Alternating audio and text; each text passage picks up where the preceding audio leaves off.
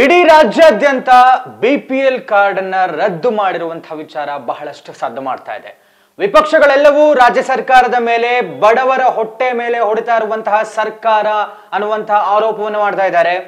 ಈಗಾಗಲೇ ಇವರು ಉಚಿತವಾದಂತಹ ಫ್ರೀ ಭಾಗ್ಯಗಳ ಜೊತೆಗೆ ಅದರಲ್ಲಿ ಒಂದಾಗಿದ್ದಂತಹ ಅನ್ನಭಾಗ್ಯ ಅಂದ್ರೆ ಸಿದ್ದರಾಮಯ್ಯ ಅವರು ಈ ಹಿಂದೆ ಇದ್ದಂತ 2013 ಸರ್ಕಾರದಲ್ಲಿ ಸಿದ್ದರಾಮಯ್ಯ ಅವರು ಕೊಟ್ಟಂತಹ ದೊಡ್ಡ ಒಂದು ಯೋಜನೆ ಅಂತ ಹೇಳಿದ್ರೆ ಅದು ಅನ್ನಭಾಗ್ಯ. ಅಂದ್ರೆ ಬಿಪಿಎಲ್ ಕಾರ್ಡ್ ದಾರರಿಗೆ ಉಚಿತವಾದಂತಹ ಅಕ್ಕಿಯನ್ನು ಕೊಡುವಂತಹ ಯೋಜನೆ ಇದು ಅನ್ನಭಾಗ್ಯ ಆಗಿತ್ತು. ಈಗ ಈ ಸರ್ಕಾರ ಬಂದಂತಹ ಸಮಯದಲ್ಲಿ ಇವರು ಘೋಷಿಸಿದಂತಹ 5 ಯೋಜನೆಗಳಲ್ಲಿ ಮತ್ತೊಂದು ಯೋಜನೆ ಅಂದ್ರೆ ಇದೇ ಅನ್ನಭಾಗ್ಯ ಆಗಿತ್ತು. ಅನ್ನಭಾಗ್ಯ ಬಿಪಿಎಲ್ ಕಾರ್ಡ್ ದಾರರಿಗೆ ಸಿಗುವಂತಹ ಒಂದು ಭಾಗ್ಯ ಆಗಿತ್ತು.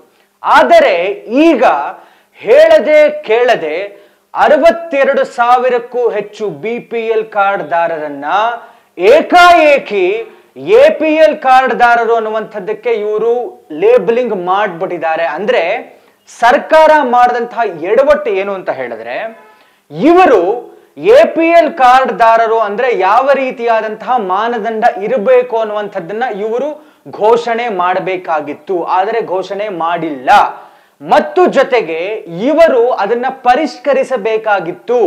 ಯಾರ್ಯಾರಿದ್ದಾರೆ, ಯಾರ್ಯಾರು ಟ್ಯಾಕ್ಸ್ ಪೇಯರ್ಸ್ ಇದ್ದಾರೆ, ಯಾರ್ಯಾರು ಬಿಪಿಎಲ್ ಕಾರ್ಡ್ ನಿಜವಾಗ್ಲೂ BPL card below poverty line ಅಂತ ಏನು ಹೇಳ್ತೀವಿ, ಯಾರ್ಯಾರು ನಿಜವಾಗ್ಲೂ ಬಡವರು, ಯಾರ್ಯಾರು ಶ್ರೀಮಂತರು ಅನ್ನುವಂಥದ್ದನ್ನ ಪರಿಷ್ಕರಣೆ ಮಾಡಿ ಜನಗಳಿಗೆ ಜಾಗೃತಿಯನ್ನ ಮೂಡಿಸಿದ ನಂತರದಲ್ಲಿ ಇವರು ಏನ್ ಕಾರ್ಡ್ ರದ್ದತಿಯನ್ನು ಮಾಡಿದ್ದಾರೆ ಅದನ್ನ ಜನಗಳಿಗೆ ತಿಳಿಸಿದ ನಂತರದಲ್ಲಿ ಇವರು ಎಪಿಎಲ್ ಕಾರ್ಡ್ ದಾರರಾಗಿ ಅವರನ್ನ ಘೋಷಿಸಬೇಕಾಗಿತ್ತು.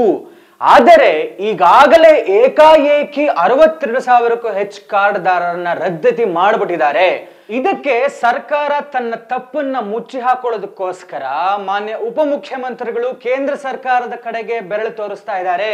ಕೇಂದ್ರ ಸರ್ಕಾರದ ಆದೇಶದ ಮೇರೆಗೆ ನಾವು ಇಲ್ಲಿ ಕೆಲವು ತಿದ್ದುಪಡಿಗಳನ್ನ ಪರಿಷ್ಕರಣೆಯನ್ನ ತರ್ತಾ ಇದೆ ಅನ್ನುವಂಥ ರೀತಿ ಡಿ.ಕೆ. ಶಿವಕುಮಾರ್ ಅವರು ಹೇಳ್ತಾರೆ. ಎಲ್ಲೋ ರಾಜ್ಯ ಸರ್ಕಾರದ ತಪ್ಪನ್ನು ಮುಚ್ಚಾಕೋದಕ್ಕೋಸ್ಕರ ಕೇಂದ್ರ ಸರ್ಕಾರದ ಕಡೆ ಕೈ ಮಾಡಿ ತೋರಿಸ್ತಾ ಇದ್ದಾರಾ ಉಪಮುಖ್ಯಮಂತ್ರಿಗಳು ಅನ್ನುವಂಥದ್ದು ಕಾಡ್ತಾ ಇದೆ.